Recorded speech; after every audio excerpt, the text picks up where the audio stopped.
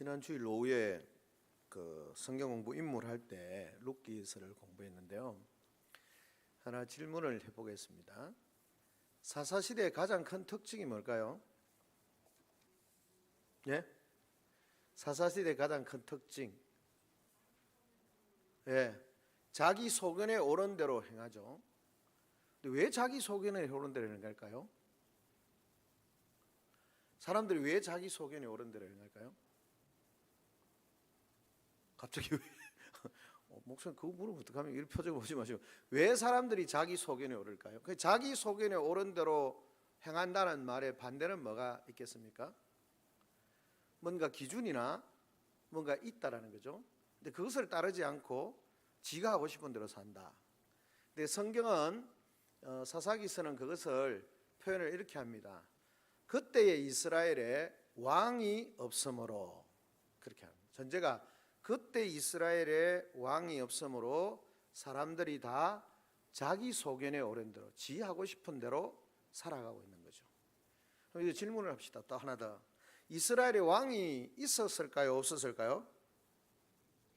이스라엘에 왕이 있었죠. 그 왕이 누구십니까? 하나님이시죠. 근데 하나님께서 룻기서를 기록할 때에 사사기를 정리하면서 하나님 그렇게 말씀하시는 거예요. 분명히 이스라엘에 왕이 있죠. 하나님이 계신데 사사기를 기록한 저자는 그때의 이스라엘에 왕이 없어서 사람이 자기 소견에 옳은 대로 했다라고 그렇게 말합니다. 그러면 왕이 있다 없다라는 말의 의미가 뭘까요? 자, 분명히 이스라엘엔 왕이 있습니다. 여러분이 이 왕이 있다고 말씀하셨어요. 근데 하나님은 이스라엘 백성을 향하여서 이스라엘의 왕이 있다 없다 그럽니까? 없다 그럽니까? 없다 그래요. 자, 하나님 이스라엘에 하나님 왕이 있는데 하나님 이스라엘 왕이 없다라고 말씀하시는 거예요. 자, 있다 없다라는 것은 단순한 존재의 의미를 이야기하는 것이 아니라 있음에도 불구하고 없는 그런 삶을 이야기하는 거죠. 하나님께서 이스라엘에 분명히 왕으로 계심에도 불구하고 이스라엘 백성들이 그걸 뭘 했다는 말입니까? 인정하지 않았다는 거죠. 하나님을 왕으로, 그 나라 이스라엘의 왕으로, 자기 백성들의 왕으로, 나의 왕으로 인정하지 않았다는 겁니다. 하나님이 왕이신데 그들은 왕으로 인정하지 않았다라고 하는 거죠. 오늘 우리가 하나님을 나의 왕으로, 나의 주님으로 그렇게 고백을 하고 있습니다. 우리의 삶을 보면 하나님께서 뭐라 하실까요? 그때에 거기에 왕이 있어서 그들이 왕의 명령을 잘 순종했다 이렇게 말씀하실까요? 아니면 그때 금오교회에 주인이 없어가지고 지 소견대로 행했다 그렇게 말씀하실까요? 우리가 한번 생각을 해볼 필요가 있습니다. 이스라엘 분명히 왕이 있습니다. 그런데 이스라엘의 왕이 없다라고 하나님 말씀하십니다. 존재하시는 하나님, 무소부재하실 뿐만 아니라 모든 것에 함께 계시고 이스라엘의 왕이라고 분명히 말씀하시고 그들 가운데 계심에도 불구하고 그 이스라엘이 하나님을 왕으로 인정하지 않는 거죠. 그 하나님을 인정하지 않는다는 것이 어떤 모습으로 나타났습니까? 자기 소견에 옳은 대로 행하는 것으로. 너는 하나님 믿습니다. 하나님 나의 주인이십니다. 하나님 나의 왕이십니다. 이렇게 아무리 소리를 쳐도 하는 행동을 보면 진짜 하나님이 살아계심을 믿는지 하나님이 왕이심을 믿는지 아닌지, 이스라엘의 왕이 있었는데도 그 삶 가운데 왕이 계심에도 불구하고 자기 마음대로 행하는지 판단해 볼 수 있는 것입니다. 근데 룻기서를 하나님께서 왜 기록하셨을까? 사사들의 시대에. 문제는 그 사사들의 시대에 통칭하는 것이 그때 이스라엘의 왕이 없음으로 말미암아 소견에 옳은 대로 행함으로 모든 문제가 발생했다는 겁니다. 근데 룻기서 제일 마지막에 누구 이야기로 귀결이 되어집니까? 마지막에 다윗의 아비 이새로까지 연결되어지는 거죠. 그러니까 왕이 없어서 문제가 많이 발생했는데 왕이 계시면 문제들이 해결되어지고, 그래서 마지막에 하나님께서 세우신 왕으로 오시는 그분의 오심을, 참 왕이 오신다라고 하는 것을 설명해 주는 거죠. 그럼 루카스의 내용은 뭐냐? 왕이 없던 시대에, 왕이 없다고 생각하던 시대에, 자기 마음대로 살던 그 시대에 왕이 있다라고 인정을 하고 왕이신 그분을 순종하는 그 삶을 통해서 하나님께서 그 공동체를 회복시켜 가시고 그 땅을 영광스럽게 만들어 가시는 그 모습. 그러니까 왕으로 모시면 모든 문제가 해결되어진다. 인간적으로 생각해 볼 때 불가능해 보이는 그 일도 왕으로 모시고 살면, 왕이신 그분을 순종하며 살면 문제가 해결되어진다라고 하는 것을 우리에게 보여주고 있습니다. 우리가 아는 것처럼 1장은 그렇게 얘기합니다. 이 루키스가 완전 한 편의 소설처럼, 단편 소설처럼 기성정결이 분명하게 나타나 있는 거죠. 전개가 되어집니다. 이스라엘의 유다 땅에 한 가정이 있었습니다. 뭐 그저 한 가정만 있었던 건 아니겠죠. 대표적으로 어떤 행동한 한 가정을 보여줍니다. 이스라엘 베들레헴 떡집이라고 하는 풍요함의 그 땅이었습니다. 근데 그것이 갑자기 흉년이 들었어요. 왜 흉년이 들었는지에 대해서 정확하게 말하지는 않습니다.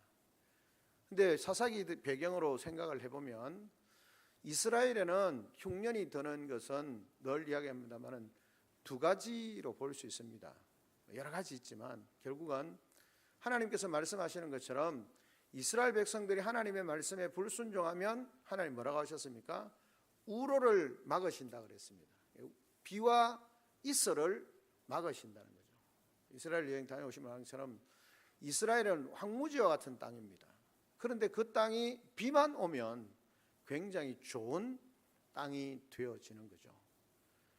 그래서 여행을 이렇게 하다 보면 남부 지방에 보면 그 오렌지나 이런 걸 심어놓고 스프링쿨러를 돌립니다. 그리고 그 오렌지나 이런 과일은 이집트에서 많이 나는 그것과는 비교가 안 될 만큼 비쌉니다. 좋은 그런 과일로 비싸게 파는 거죠. 어쨌든 그 땅이 황무한 땅인데 물만 있으면 좋은 땅이 되는 거죠. 그래서 하나님께서 그 땅을 심판하실 때 제일 먼저 하는 게 뭐냐면 우로를 막으십니다. 비를 멈추고 그 다음에 이슬을 멈추는 거죠. 그럼 그 땅은 황폐한 그대로 아무것도 할 수 없는 땅이 되어지는 거죠. 그러니까 당연히 떡집이라고 하는 그 땅에 우로가 막히니까 흉년이 들게 되어지는 거죠. 그래서 이스라엘 범죄하거나 또는 우리가 굳이 또 하나를 하면 하나님께서 그런 시련을 통해서 성도들의 삶을 더 견고케 하는 기회로 삼으시기도 하지만 대부분은 이스라엘이 황폐화되어지고 흉년이 드는 것은 범죄함 때문입니다. 자, 그렇게 해서 그 땅에 흉년이 들었습니다. 그러면 흉년이 들면 우리는 뭘 해야 되냐면 이게 하나님께서 우리에게 주신 범죄로 말미암아 이루어진 건가? 그럼 우리가 철저하게 우리의 삶을 돌아보면서 회개해야 되는 거죠. 또 하나님께서 우리를 시련 가운데 이 기회를 통해서 어쨌든 그런 시련을 주셨지만 이걸 통해서 우리가 더 성숙한 기회로 나아가기를 원하신다. 그러면 우리가 철저하게 우리의 신앙을 하나님 앞에 경고에 있어서 신뢰함으로 그것을 이겨가야 되는 거죠. 그런데 그 지역에 살던 한 가정, 그나마 좀 넉넉했던 가정이었던 것 같은데 흉년이 들므로 말미암아 좀 더 넉넉하게 살고 싶은 그런 마음이 있었던 것 같습니다. 이 가정의 이름이 엘리멜렉 가정입니다. 하나님은 나의 왕이시다 라고 그렇게 말하는 사람이죠. 그런데 하나님 왕이신데 그 땅 가운데서 하나님의 통치를 받는 그 땅에서 어려움이 있으면 하나님을 의뢰하고 극복해야 되는데 그냥 다른 지역으로 좀 모압에는 그 땅에는 흉년이 안 들었는지 어땠는지 모르지만 그곳으로 이주를 하게 되어집니다. 그러니까 하나님이 허락하신 그 언약의 땅에서 하나님이 나의 왕이십니다라고 고백하는 사람이 그 땅 가운데 있어야 되는데 하나님이 나의 왕이십니다라고 고백을 하면서 전혀 왕이십니다라고는 고백에 합당하지 않는 행동을 하는 거죠. 애굽으로 모압으로 내려가 버립니다. 이민을 가는 거죠. 근데 이민 간 것이 그냥 아주 어려워서 이 땅에서 살지 못해서 간 건 아닌 것 같아요. 좀 더 나은 삶을 살기 위해서. 그래서 나오미가 모압에서 다시 돌아올 때 뭐라 말합니까? 사람들이 이가 진짜 나오미냐라고 이야기할 때 나를 나오미라 말하지 말고 말하라 말하라 그렇게 말하면서 내가 부유한 중에 나갔다가 가난하게 해서 돌아오게 되어졌다 그렇게 표현하거든요. 보면 나갈 때 결코 뭐 가난하거나 어려워서 나간 건 아니라는 거죠. 좀 더 나은 삶을 위해서 이방 땅으로 하나님이 금하신 땅으로 내려간 거예요. 그곳에서 결과가 좋으냐? 결과가 좋지 못하죠. 결국은 두 아들도 죽고 그냥 세 가부만 남습니다. 그 땅에 내려가 가지고는 모압 여인들과 아들을 결혼시키는 거죠. 그리고는 10년쯤 지나고 나니까 남편도 두 아들도 다 죽고 난 뒤에 과부 셋만 남아 있는 거죠. 그런 상황이 되어집니다. 잘 살기 위해서 조금 지금의 어려움의 어떤 어려움을 그 안에서 믿음으로 잘 극복해 가야 되는데 그냥 좀 더 나은 삶을 위해서 하나님이 기뻐하시지 않는 자리로 내려가게 되어지고 그곳에서 뭔가 잘 될 거라고 생각했는데 잘 되지 못하는 그런 결과를 가져오게 되는 것이죠. 하나님이 왕이신데 그 하나님을 왕으로 신뢰하지 아니하고 그냥 이방 땅으로 내려가 버린 결과가 더 엄청난 고난 가운데 있게 되어지는 것입니다. 그런 가운데서 하나님께서 베들레헴에 그 하나님의 회복하심이 있게 되어졌다라고 하는 소리를 듣게 되어지고는 사실은 이제 나오미 혼자 남은 거죠. 며느리 둘이는 이방 여인이니까 혼자 남았는데 여기서 살아서 안 되겠다. 고향으로 돌아가야 되겠다라고 생각을 하고 고향으로 돌아가겠다고 이야기를 하고 며느리들에게 내 민족과 내 가족들에게 돌아가라고 그렇게 이야기를 합니다. 근데 우리가 아는 것처럼 오르바와 이 룻이 둘이가 처음에는 다 아니요 어머님 따라가겠습니다 그렇게 했지만 야 거기 가서 너에게 소망을 줄 수 있을 만한 게 아무것도 없다. 모압의 풍습과는 뭐 다르고 어땠는지 모르지만 이스라엘에 가서는 계대 결혼이 있는데 너희를 대신할 수 있는 뭐 챙겨줄 수 있는 아들이 있는 것도 아니고 도무지 이제 소망이 전혀 없다. 그렇죠. 뭐 그들의 삶을 보장해 줄 수 있는 거 아무것도 없습니다. 어머니 따라가면 평생 과부로 그냥 평생을 보내야 하는 그런 삶입니다. 그것도 이방 땅에서. 모압 여인의 입장에서 보면 이스라엘이 이방입니다. 자기 고향이 아니니까요. 근데 거기 와서 평생 과부를 살아야 되는데 자기보다 시어머니가 먼저 돌아가실 건데 인간적으로 생각해도 도무지 가능하지 않는 상황이죠. 그러니까 두 번쯤 설득하니까 오르바는 자기의 삶을 위해서 안전을 위해서 민족과 집안, 친척, 자기 집안으로 돌아가 버리게 되어집니다. 근데 룻은 뭐라고 말합니까? 저는 아닙니다. 죽어도 어머님 따라가겠습니다. 그러면서 하는 말이 뭡니까? 어머니의 하나님이 나의 하나님이시고 어머니가 가시는 곳에 나도 가고 어머니가 죽으면 나도 거기서 죽겠습니다. 그렇게 이야기를 합니다. 철저하게 어머니를 따라가겠다고 말하는 거죠. 충성을 이야기하는 거죠. 이게 뭐냐면 이스라엘의 하나님께서 헤세드 은혜를 베푸시고 충성스럽게 이스라엘 백성들을 사랑하시는 그 하나님의 사랑이 이 룻기스 안에서 두 사람을 통해서 나타납니다. 하나는 룻을 통해서 이 하나님의 헤세드, 그러니까 과부가 되어졌고 고향으로 돌아가는 그들을 향하여서 그 시어머니를 향하여서 충성하겠습니다. 내가 하나님의 받은 은혜를 가지고 당신을 끝까지 따라가겠습니다. 그렇게 충성스럽게 따라가는 거죠. 그래서 중요한 게 뭡니까? 이 나오미가 자기 며느리 비록 자기의 상황을 따라서 이방 모압으로 내려갔지만 거기에 내려가서 가장 잘한 게 뭐냐 하면 자기 며느리에게 여러 가지 상황, 악조건 상황이 있었을지 모르지만 그곳에 가서 하나님에 대해서 그에게 알게 하였고 전해 주었다는 것입니다. 그래서 이 나오미가 이 며느리를 향해서 전해 주었는데 결국은 룻 오르바도 들었을 거 아닙니까? 근데 룻은 그것을 듣고 똑같이 들었겠지만 오르바는 그 하나님이나 여러분보다 더 중요한 게 나의 아니라고 생각하고 고향으로 돌아갔고 룻은 자기가 시어머니로부터 들었던 그 하나님에 대한 믿음이 생긴 거고 그 하나님을 따라가겠다고 결정을 하는 겁니다. 그리고는 시어머니를 따라서 그 베들레헴으로 다시 돌아오게 되어지는 거죠. 헤세드. 이 룻이 그 시어머니를 향하여서 자기가 할 수 있는 최선의 충성감과 섬김, 은혜를 베푸는 그런 모습이 바로 이 룻의 모습을 통해서 나타나고 있는 것을 보게 되어집니다. 그렇게 해서 이 룻이 결국은 시어머니와 함께 베들레헴으로 돌아오게 되어지는 그런 모습을 봅니다. 이게 중요한 게 뭐냐면 어머니의 하나님이 나의 하나님이 된다라고 그렇게 고백을 하는 것입니다. 여러분, 전제는 우리가 생각해 보면 이스라엘은 지금 뭐라고 그랬습니까? 하나님을 하나님으로 인정하지 않는 상황이에요. 왕을 왕으로 인정하지 않는 상황인데, 이방 여인이었던 모압이 그 시어머니 나오미로부터 하나님에 대해서 듣고 알게 되어지면서 고백이 뭡니까? 하나님이 나의 하나님입니다. 어머니의 하나님이 나의 하나님입니다. 나는 그 하나님을 하나님으로 믿고 하나님을 섬기며 살겠습니다. 그렇게 결단하는 거죠. 자, 정작 중요한 언약의 백성인 유다는, 이스라엘 백성은 하나님을 하나님으로 인정하지 않는, 왕으로 인정하지 않는 그런 상황. 그런데 이 이방 여인은 하나님을 하나님으로 인정하는 삶.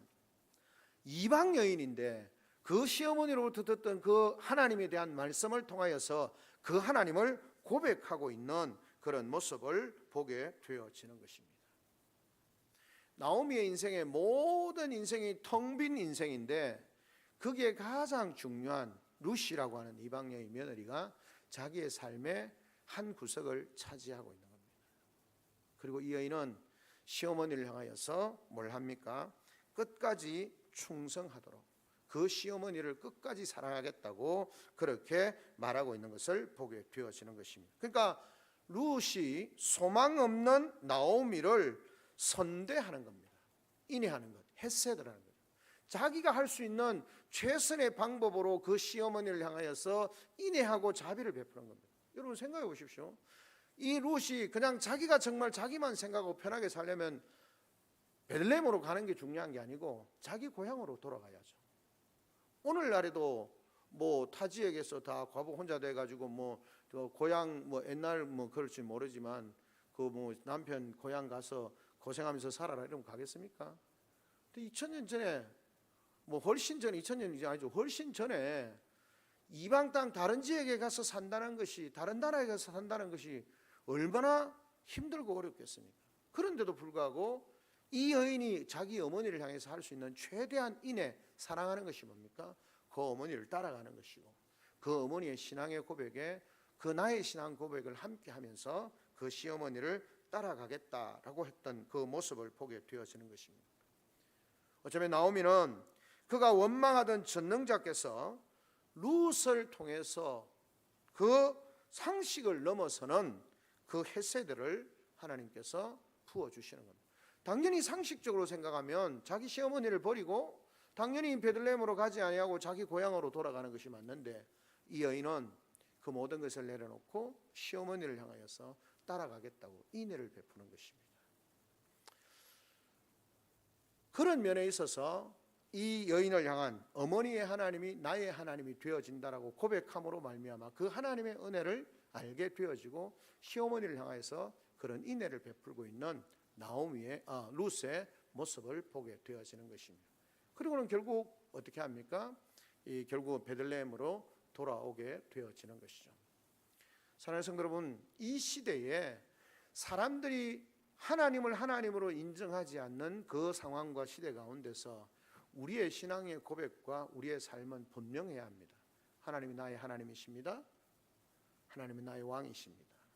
하나님 나의 주인이십니다 라고 고백하는 그 고백이 분명해야 하고, 그 고백을 따라서 우리가 할 수 있는, 정말 무너진 황폐한 인생과 황폐한 공동체, 무너져가는 공동체에 하나님의 회복을 경험할 수 있는 것이 뭐냐면 하나님의 은혜, 인애가 있게 되어질 때에 나타나는 것처럼, 이 황폐하고 황무하게 되어진 그냥 텅 빈 인생인 나오미의 삶에 하나님이 그 삶을 회복하시는 첫 번째가 뭐냐면 룻을 통하여서 인애를 베풀게 하는 것입니다.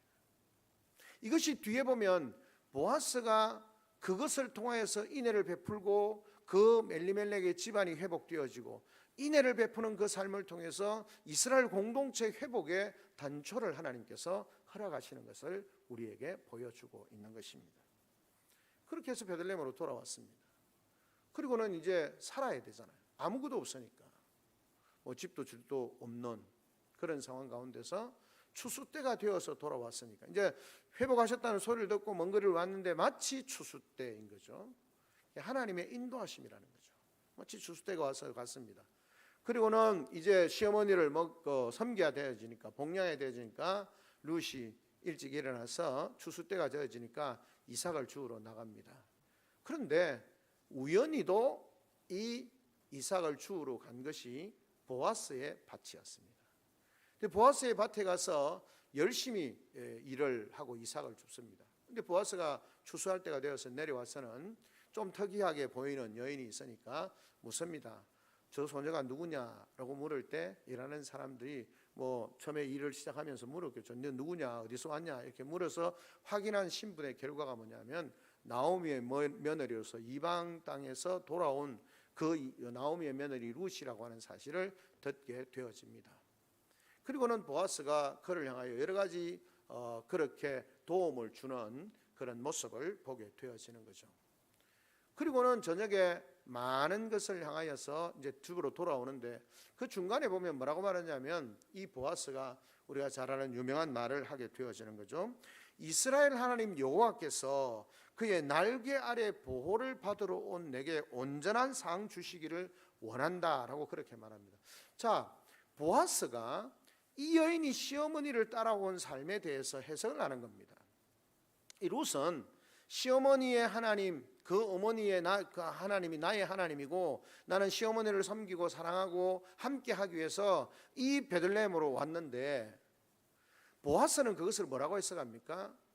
하나님의 보호 아래, 그의 날개 아래 보호를 받으러 온 내게라고 그렇게 규정을 합니다. 그러니까 이방 여인이 이 약속의 땅 가나안으로 그 베들레헴으로 온 것을 뭐라고 표현하냐면 하나님의 은혜의 날개 아래 보호를 받으러 온 내게, 그러니까 하나님께서 그의 삶을 보호해 주신다는 거죠. 그리고 하나님께서 온전한 상 주시기를 원한다라고 그렇게 축복의 말을 하는 겁니다. 여러분, 이 룻 입장에서 얼마나 기쁨이 되고 힘이 되어지고 감사가 되었을까요? 지금 시어머니를 따라서 겨우 이게 베들레헴에 와서 그냥 가나안에 와서 베들레헴에서 그냥 추수하는 그 뭐 집에 밭이 있는 것도 아니고 무슨 재산이 있는 것도 아니고 시어머니를 복양하기 위해서 나와서 이삭을 줍고 있는데 그가 와서 따뜻한 말로 하나님의 날개 아래 보호를 받으러 온 내게 하나님이 온전한 상 주시기를 바란다. 그렇게 격려하는 거죠. 그렇게 축복하는 겁니다. 여러분, 우리 성도의 삶이 주변에 있는 사람들을 향하여서 이런 덕스럽고 은혜로운 말들을 우리가 하는 것이 중요합니다. 이방 여인 뭐 관심도 없잖아요. 그런데 그 이방 여인, 그 시어머니를 따라온 그 여인, 어쩌면 유대인 그런 민족적 의식을 가지고 보면 별로 중요하지 않는 그런 인생일 수 있습니다. 그런데 그를 향하여서 권면 축복하는 거죠. 하나님께서 날개 아래, 은혜의 날개 아래 보호를 받으러 온 내게 상 주시기를 원한다라고 그렇게 말하게 되어지는 것입니다. 그래서 이 이방 룻은 어떻게 되어집니까? 단순히 이방 여인에서 이제는 하나님의 은혜의 날개 아래 보호를 받으러 왔고 하나님께서 복 주시는 하나님의 백성이 되었다는 것입니다. 이 이방 여인이 그 어머니를 따라옴으로 말미암아 그는 하나님의 백성이 되어졌다라고 하는 거죠. 그래서 그의 삶에 놀라운 전환이 일어나게 되어지는 것입니다. 보아스의 의도적인 이 도움으로 말미암아 룻은 풍성하게 먹기도 하고 마시기도 하고 그 풍성한 곡식을 가지고 어머니에게로 돌아가게 되어지는 그런 모습을 보게 되어지는 것입니다. 나오미를 향해서 룻의 인애 그 함에 대해서 이제는 보아스가 룻을 향하여서 인혜를 베풀어주는, 나오미의 가정을 위해서 인혜를 베풀어주는 그런 모습을 보게 되어지는 것입니다. 보아스의 모습 속에서 우리는 생각해 볼 수 있습니다. 너무나 가난하고 어려운 룻을 향하여서 조용히 배려하고 그들의 필요를 채워주는 그의 모습은 어떻게 보면 공동체를, 어떤 공동체가 가져야 하는 그 가치를 세우는 아름다운 모습이죠. 공동체를 위해서 드러나기가 아니라 조용하게 배려하고 그들의 필요를 채워주고 내가 할 수 있는 최선의 노력을 통해서 그 부족함과 연약함과 힘든 이들을 돌아보고 살펴보는 이 보아스의 모습, 우리가 배워야 할 모습이다라고 생각이 되어집니다. 그리고는 집에 돌아왔습니다. 그리고는 룻이 시어머니에게 말했겠죠. 이차 저차 했습니다 라고 이야기할 때 나오미의 생각은 하나님께서 우연히 간 그 밭, 보아스의 밭에 갔을 때 그것으로 인도하신 것은 하나님의 의도가 있을 것이다 라고 하는 느낌을 받게 되는 거죠. 그리고는 어떻게 합니까? 그 며느리를 할 수 없는, 참 부끄러울 수 있는, 수치스러울 수 있는 그 일을 요구합니다. 그 나이 많은 보아스의 추수밭에 가서 저녁에 잘 때 그의 발 아래 들어가서 그렇게 조용히 이불을 덮고 그 밑으로 들어가라, 그렇게 이야기를 하는 거죠. 물론 이게 제 풍습에 관한 것이긴 합니다만은 어쨌든 그렇게 해서 그렇게 하면 보아스가 너에게 할 일을 가르칠 거다라고 그렇게 이야기를 하고, 실제적으로 이 룻은 시어머니의 명령을 따라서 부끄러울 수 있잖아요. 무슨 의미인지 알잖아요. 수치스러울 수 있잖아요. 그런데 시어머니의 말에 순종하는 겁니다. 그리고는 시어머니가 자신을 위해서 할 수 있는 최선의 길이라고 생각을 하고 그에게 가서 발밑으로 들어가는 거죠. 그렇게 했을 때 보아스가 놀라서 깨어나게 되어지고, 그리고는 그 여인에게 그렇게 말하는 겁니다. 왜 그렇게 되냐, 너 누구냐 이미 알았으니까요. 2차 저차에서 그렇게 되어졌다라고 말할 때에 보아스가 내가 일을 행하겠다라고 이야기를 하고, 그리고는 이 룻을 조용히 자기 어머니에게 많은 또 공물을 가지고 돌아가도록 그렇게 말합니다. 그리고는 보아스는 열심히 자기가 해야 할 일을 합니다. 보아스가 우리가 아는 것처럼 기업 물을 자였습니다. 건족으로서, 가까운 족속으로서, 건족으로서 자기가 굳이 해야 되는 일은 아님에도 불구하고 자기가 한 가정을 회복하는 일을 위하여서 인애를 베푸는 거죠. 그리고는 성문에서 장로들을 불러놓고 2차 저차에서, 그런데 그래서 이 엘리멜렉의 집안과 가장 가까운 사람의 건족을 불러다가 2차 저차에서 너희가 그렇게 기업 물을 자가 권한이 있는데 할 거냐 말 거냐라고 물었을 때 그들이 하지 않겠다 말합니다. 그 이유가 뭡니까? 나에게 손해가 될까 하여서 내가 하지 않겠다는 겁니다. 자, 하나님의 이 기업 물을 자의 그것은 법으로 정한 것은 아니지만 하나님께서 공동체를 훼손시키지 않고 그들을 회복하기 위해서 하나님이 만들어 놓은 규례라는 겁니다. 그런데 하나님이 만들어 놓은 규례, 그것이 내가 감당해야 할 일인데 그것을 해야 될지 말아야 될지를 내가 선택하는데 안 한다는 거예요. 왜 안 합니까? 이유는 하나입니다. 내게 손해가 될까 해서. 하나님의 말씀에 순종하는 것보다 내가 손해보는 것이 더 안 된다는 겁니다. 하나님의 말씀을 따르면 손해가 될 것처럼 보이니까 그 하나님의 말씀을 무시하는 거죠. 그게 뭡니까? 왕이 없는 자기 소견에 옳은 대로 살는 거죠. 하나님의 백성이면 하나님의 말씀을 순종해야 됩니다. 내게 손해가 되든지 이익이 되든지 엄청난 어려움이 있든지 힘든 일이 있든지 그걸 따라가야 합니다. 그런데 하나님의 말씀이 무시가 되어지는 거죠. 하나님의 규례가 무시가 되어지는 겁니다. 하나님께서 정해놓은 규례를 그 한 공동체, 그 가정이 멸문지화되어지면서 소멸되어지는 것을 막기 위해서 이 건족 고엘 제도를 만들어 놓았는데, 기업 물을 자의 법을 만들어 놓았는데 안 하겠다는 겁니다. 하나님의 말씀이고 뭐고 내게 손해되면 안 한다는 겁니다. 그게 이스라엘의 왕이 없는 거죠. 왕이 없는 모습이 그렇게 드러나는 겁니다. 자기 소견에 옳은 대로, 하나님의 말씀이 아니라 내 유익을 따라서 내가 하고 싶은 대로 그렇게 하는 거죠. 그게 이스라엘의 모습이라는 겁니다. 그런 그를 향해서 뭘 합니까? 보아스는 인연을 베푸는 거죠. 그것이 내가 손해가 나든지 뭘 하든지 상관이 없고 하나님의 말씀이고 그 가정을 살리는 일이기 때문에 내가 하나님의 말씀에 순종하겠다고, 또는 기업 물을 자의 값을 안 하니까 내가 그 일을 감당하겠다라고 생각을 하고 결정을 하고, 그리고는 이 룻을 데려다가 결혼을 하게 되어지는 거죠. 나이 차이도 많이 나는 거죠. 근데 그것을 통해서 하나님께서 어떻게 하십니까? 그 아들을 낳게 하고 결국은 다윗 왕가의 계보를 이어가게 하고, 그것을 통해서 참 왕이신 예수 그리스도가 오는 길을 하나님께서 그의 순종을 통해서 열어가시는 겁니다. 자, 보십시오. 이방 여인이었던 이 룻과 그 이스라엘 백성들이 아무도 하나님의 말씀에 순종하지 않고 왕을 왕으로 인정하지 않고 자기 소견에 옳은 대로 살던 그 시대에 이방에서 들어온 여인이지만 하나님을 나의 하나님으로 고백을 하고 하나님의 말씀을 따라 살고 그 하나님을 따라 사는 것이 그 시어머니의 말씀을 순종하는 것이고, 보아스는 그 하나님의 말씀을 따라서 사는데 내게 손해가 된다 할지라도 형제를 살리는 일을 위하여서 하나님이 정해놓은 그 기업 물을 자의 의무를 내가 감당하겠다는 겁니다. 그걸 통해서 뭘합니까? 가정이 회복되어집니다. 그 한 사람의 삶이 회복되어지고 그 가정이 회복되어지는 거죠. 그걸 통해서 뭡니까? 무너진 하나님의 나라가 회복되어져 가는 겁니다.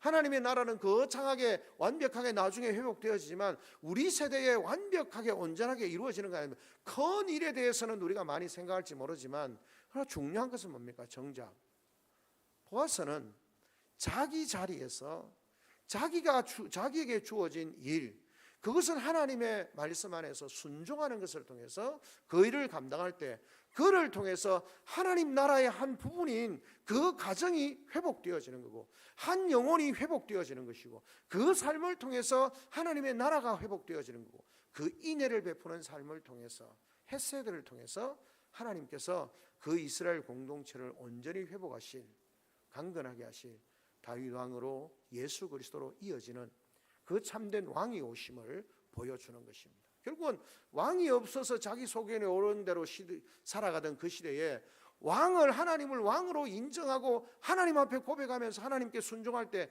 그들에 있었던 많은 문제, 인간적으로 해결되지 못할 것 같은 많은 문제들이 해결이 되어진다는 겁니다. 하나님 나라의 회복은 하나님을 왕으로 인정을 하고 그분의 말씀에 순종할 때 하나님의 나라가 회복되어져 간다라고 하는 것을 우리에게 보여주고 있는 것입니다. 결국은 이 나오미의 삶에 뭐가 일어납니까? 돌아올 때 뭐라 그랬습니까? 나를 나오미라 말하지 말고 마라라 해라. 기쁨 나오미 아니고 마라, 슬픔, 고통, 괴로움. 나는 괴로운 사람. 하나님이 나를 치셔서 내가 너무 괴로운 인생이에요. 그런데 제일 마지막에 뭐가 나옵니까? 4장에 나오미가 그 얼굴에 만연한 웃음을, 아이를 안고 하나님 앞에 감사하면서 웃음으로 나아가는 거예요. 그게 어떤 일이 났습니까? 룻과 보아스를 통해서 나오미의 삶이 회복되어지는 겁니다. 이 룻의 인애를 베품과 보아스의 인애 베푸심을 통하여서 이 나오미의 삶이, 나오미의 가정이, 엘리멜렉의 가정이 회복되어지는 놀라운 역사가 나타나는 거죠. 그걸 하나님께서 보여주시는 겁니다. 그래서 룻기서를 사사들이 치리하던 시대에 자기 소견에 오르는 시대로 살던 그들과는 다르게 하나님의 말씀, 아무리 패역한 시대에 사람들이 다 하나님의 말씀을 부정하고 왕을 왕으로 인정하지 않고 부정하던 그 시대에 아주 적은 소수의 사람, 한 사람은 이방 땅에서 들어온 사람, 한 사람은 그 땅 가운데서 하나님을 경외하는 사람, 그들이 만나서 하나님을 왕으로 인정하고 그 인정하는 것이 하나님의 말씀에 순종하고 하나님 만든 제도에 순종하고 그것을 행함으로 말미암아 한 영혼을 회복시키는 그 놀라운 모습을 우리에게 보여주고 있는 것입니다. 말씀 맺습니다. 사랑하는 성도 여러분, 하나님 나라의 회복이라고 하는 것은 우리가 거창한 것이기도 하지만 오늘 나의 삶의 현장에서 오늘 모든 세대가, 많은 사람들이 왕이 없는 시대라고 생각하고 자기의 소견에 옳은 대로 사는 시대이지만 다수의 그리스도인들조차도 왕이신 하나님을 거역하고 말씀에 순종하지 않는 삶을 살지만, 그러나 하나님을 왕으로 고백하고 내가 할 수 있는 말씀을 따라, 하나님이 내게 주신 말씀을 따라서 헤세드 인애를 베푸고 그 하나님의 말씀에 순종하며 나아가는 그 자리에 하나님의 회복하심이 있고 그것을 통해서 한 영혼이, 한 가정이, 한 삶이, 한 교회 공동체가 회복되어지는 것이 바로 하나님 나라의 회복을 우리에게 보여주시고 그것을 통해서 마침내 온전한 하나님 나라를 이룰 것에 대해서 우리에게 말씀하고 있는 것입니다.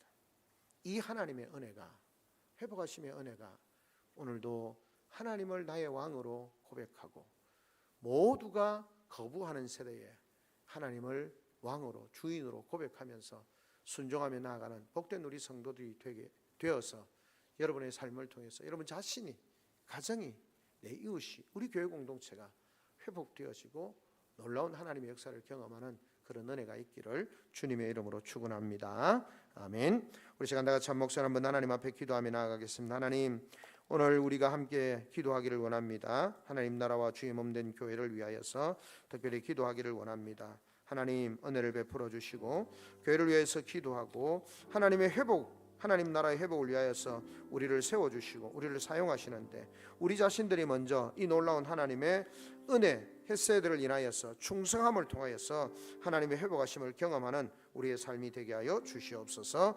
이 시간 다 같이 한 목소리로 또 기도하며 나아갈 때 우리의 기도에 들으시고 응답하시는 하나님의 은혜가 있게 하여 주시옵소서. 다 같이 기도하며 나아가겠습니다.